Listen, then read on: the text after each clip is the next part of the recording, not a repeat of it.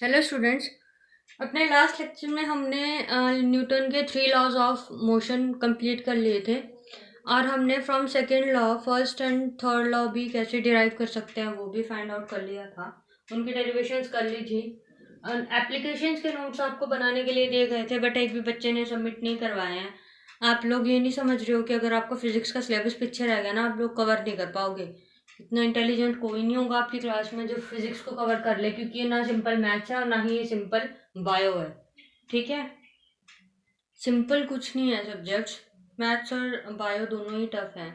But कहने का मतलब ये है कि ये मिक्सचर है मैथ्स का और फिजिक्स का अलग से, तो इसे समझना थोड़ा डिफिकल्ट हो जाता है क्योंकि आपके अपने सब्जेक्ट्स भी हैं फोकस करने के लिए, मैथ्स और बायो, जो कि अपने में ही डिफिकल्ट है। बायो बहुत ही लेंथी सब्जेक्ट है और उनकी टर्म्स याद करना मुश्किल है, और मैथ्स तो खैर है ही मुश्किल।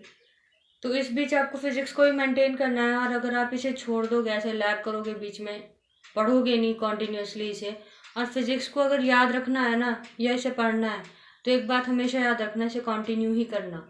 अगर बीच में गैप दे दे के पढ़ोगे ना आपको फिर से पुराना सारा रिवाइज करना पड़ेगा, फिर से लर्न करना पड़ेगा। रिवाइज नहीं, फिर से लर्न, इसे याद नहीं रखा जा सकता। ठीक है, तो आज का टॉपिक शुरू करते हैं। ये पुरानी बात है सारी। आज का टॉपिक है law of conservation of momentum. तो मोमेंटम हमें पता है क्या होता है, product of mass into velocity. कब रोल में आता है, जब कोई ऑब्जेक्ट मोशन में होता है। कंजर्वेशन का क्या मतलब है यहाँ पे, कि वो मोमेंटम चेंज नहीं होगा। कंजर्वेशन का मतलब नो चेंज। आपने पहले भी पढ़ा है ये लॉ 9th क्लास में। 9th क्लास का भी किसी को याद नहीं होगा तो मैं स्टेटमेंट लिखवा देती हूँ। It states that if no external force acts on a system, the momentum of system remains constant. No external force acts on a system, momentum of system remains constant. अब इसका एक एग्जांपल ले लेते हैं हम, रिकॉइल ऑफ या recoil of gun. हाँ, gun ही ले लो, बुलेट करती है ना रिकॉइल, बुलेट की रिकॉइल वेलोसिटी होती है, या रिकॉइल ऑफ बुलेट मान लो। ठीक है, जब बुलेट से आप गन से आप फायर करते हो, आप ये गन ले लेते हो, यहाँ से आप फायर करते हो बुलेट को। ठीक है, जब आप बुलेट को फायर करोगे तो दोनों इनिशियली रेस्ट पे होंगे, बट जो फोर्स बुलेट गन पे लगा रही है और जो गन बुलेट पे लगा रही है, जो फोर्स गन बुलेट पे लगा रही है और फिर बुलेट गन पे लगा रही है, रिकॉइल। रिकॉइल आपको याद होगा, रिकॉइल वो फोर्स होती है जो कि अपोजिट डायरेक्शन में इक्वल अमाउंट ऑफ फोर्स लगती है। ठीक है, तो फोर्स दोनों इक्वल अमाउंट है by gun on bullet. Factor मान लिया उस फोर्स को, by bullet on gun. Opposite direction में रिकॉइल है, माइनस एफ वेक्टर। दोनों इनिशियली रेस्ट पे थे। जो हम इम्पल्स का टाइम मान लेते हैं, इम्पल्स हमने पढ़ा था क्या होता है, इम्पल्स का टाइम डेल टी कॉमन मान लेते हैं दोनों कंडीशंस के लिए। जब गन अप्लाई कर रही है फोर्स बुलेट पे वो भी हम डेल टी मान लेते हैं, और जब बुलेट अप्लाई कर रही है गन पे फोर्स वो भी हम डेल टी मान लेते हैं। मतलब कि इक्वल अमाउंट ऑफ टाइम ही दोनों ने लिया है फोर्सेज ने, तो वो हम कॉमन मान लेते हैं। तो मोमेंटम कैसे देंगे हम दोनों फोर्सेज के लिए, एफ डेल टी और माइनस एफ डेल टी। ठीक है, ये दोनों क्या होनी चाहिए, इक्वल। कैसे, according to third law of motion, forces every action has an equal and opposite reaction. Equal कर दी, और मोमेंटम भी इक्वल आएगा। क्यों, क्योंकि इनिशियली दोनों रेस्ट पे थी, तो फाइनल मोमेंटम भी दोनों का इक्वल होगा। F del T plus F vector del T that is equal to 0। मतलब कि कोई भी चेंज नहीं है, कोई भी चेंज नहीं है। 0 मतलब कांस्टेंट। ठीक है, इसको आप एक नई स्टेटमेंट से भी डिफाइन कर सकते हो। वो कैसे, the total momentum of an isolated system of interacting particles is conserved। Total momentum है ना ये, द टोटल मोमेंटम। अब ये कैसे मोमेंटम आ गया, ये आपको इम्पल्स वाली डेरिवेशन देखोगे तभी पता चलेगा। The total momentum of an isolated system. अब आइसोलेटेड सिस्टम क्या है, इसमें कोई भी बाहर की एक्सटर्नल फोर्स इफेक्ट नहीं कर रही है। आइसोलेटेड सिस्टम है, माइंड मेड सिस्टम होता है, इसमें आपकी कोई भी डिस्टर्बेंस नहीं होती, सारी टेम्परेचर कंडीशंस कंट्रोल्ड होती हैं। बट यहाँ पे सिर्फ फोर्स की बात है, तो यहाँ पे कोई भी एक्सटर्नल फोर्स नहीं है, सिर्फ जो आप फोर्स उसे प्रोवाइड कर रहे हो वही है। मतलब जैसे कि आपकी फ्रिक्शन, ग्रेविटेशनल, ये सारी रोल में होती है ना, ये सारी नहीं है। आइसोलेटेड सिस्टम का मतलब ये है। The total momentum of an isolated system of interacting, लिखना आपको ये है, +1 हो गए, +1 में हो गए, ये वाली डेफिनेशन लिख के काम नहीं चलेगा, बट किसी को नहीं याद होता तो ये भी लिख सकता है, ठीक है। The total momentum of an isolated system of interacting bodies.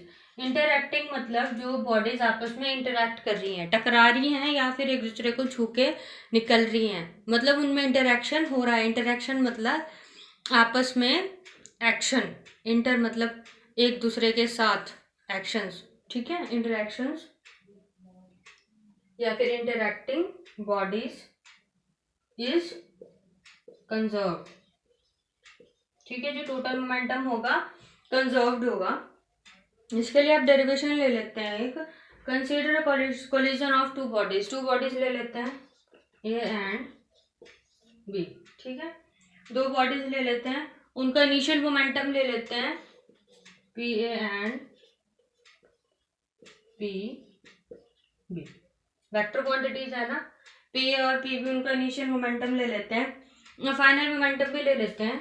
P A prime से डेजिग्नेट कर लेंगे, पी बी प्राइम, नोट्स बना लेंगे।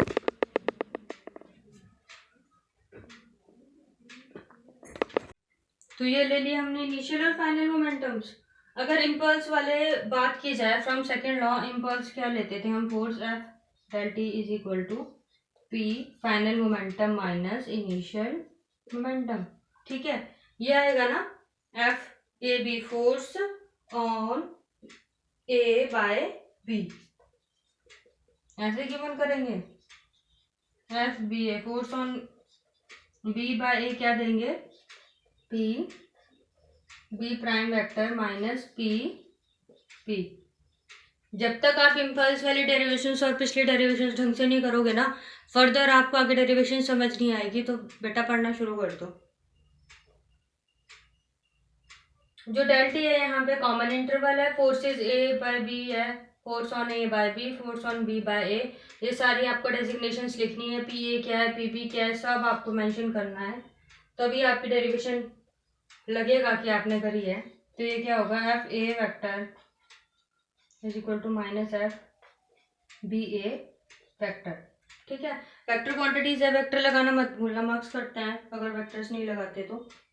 डायरेक्शंस बतानी जरूरी होती है आपको किसी भी क्वांटिटी की। अब फोर्सेस है, फोर्सेस किसके इक्वल है, डेल टी जो है कॉमन इंटरवल है, तो डेल टी को हम कैंसिल भी कर सकते हैं, क्योंकि अगर वो ऐड अप होगा या माइनस होगा तो उसे हम कैंसिल भी कर सकते हैं।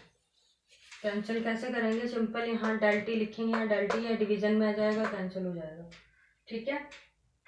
तो ये क्या आ जाएगा, P A minus P A equals to P B prime minus P B, वही जो हमने यहाँ पे लिखा था उन्हीं के इक्वल लिखा है ये, ठीक है।